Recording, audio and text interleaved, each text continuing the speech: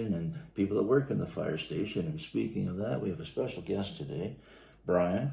And Brian's going to come in and tell us a couple of stories. But before he starts in, I got a story for you. You know, we have a different type of hose lays when you have a working fire, depending upon where you approach the fire from, which direction, and where the hydrants are, and so on and so forth. You have a forward lay, which is like when you have your hose on your house. You've got the water comes from the house out to the male end where you've put a nozzle on.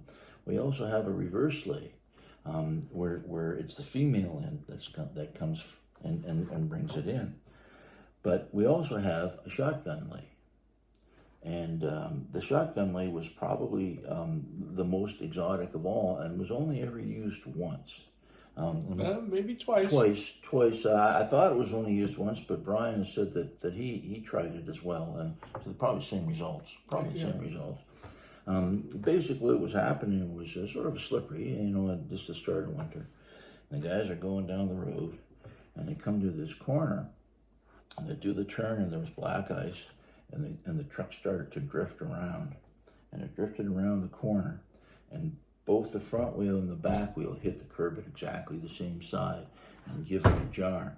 And as it gave it the jar, all the hose that was laying in the back came out all at once, and we called that the shotgun lay instead of So, and Brian, you did that once too, I guess. I did, but it wasn't quite the same. I mean, you guys got to where you were going, and then dropped that hose perfectly. Mine wasn't so graceful. Yeah, well, no, we didn't drop it perfectly. It was dropped in the middle of the road. Perfectly in the middle of the road. Perfectly, yeah. And it was still attached to the truck, though, so we didn't lose the truck on it. This was at a time when I was working in the South End, and there was 2 vehicles at this station, and I was the lead vehicle going to an alarm right around sunset. And it was that time of day where the light was kind of a funny color, orangey brown. You don't have to have the excuse of Brian. Oh, that's not an excuse. Not an excuse. Yeah, okay. And as we're driving, the road went from normal to under construction, and it dropped down about 4 inches to gravel. And I couldn't see that because it just all got washed out in that orangey brown color of time of night. And so I hit that at full speed. It was a straightaway, dropped down the 4 inches. Then one of my tires hit a raised manhole cover, and we launched. The truck behind us said we just disappeared into a cloud of dust. And I remember looking over at my captain, and he had his tech helmet and his firefighting helmet, which weren't strapped down at the time. We didn't do that back then.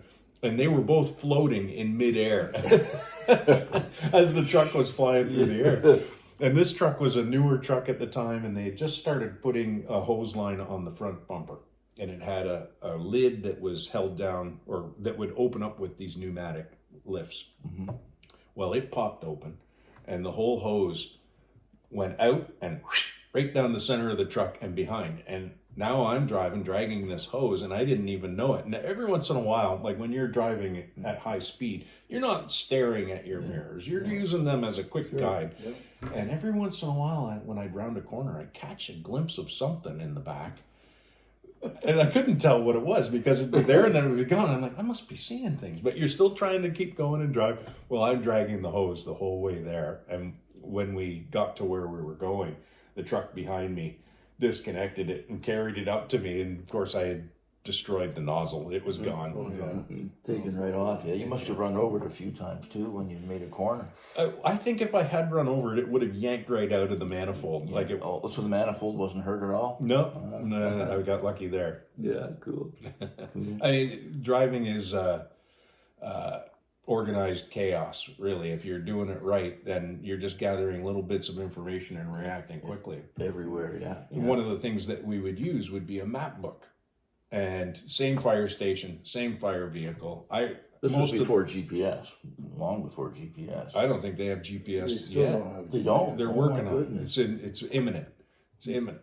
But I had the map book for where we were going, and I knew where we were going. We were going to the hospitals, but you always bring the book just in case they change the plan or whatever. And we get to where we're going, and I stage and I go to look for the map book so I could just familiarize myself with the layout of the hospital, and it wasn't there. I opened the door and I'm like, gee, I thought I brought that map book with me, but no, it wasn't anywhere to be seen. And sure enough, we get back to we head back to the station. As soon as we pulled out onto Wellington, I could see one piece of paper. No. Rolling down the For the road. and then another one. And then the map book itself, I had just set it on the bumper Oh my while I was gosh. putting my pants on. I Yeah. used to drive with my boots on. And anyway, Well, it went the way of Doug's dad on Exactly. Wellington Road. Yeah, just Yeah, blowing down the road.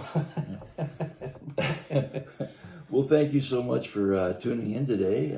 We post every Friday, and if you like it, please press the like button. And if you'd like us to come to your mailbox every Friday, please subscribe.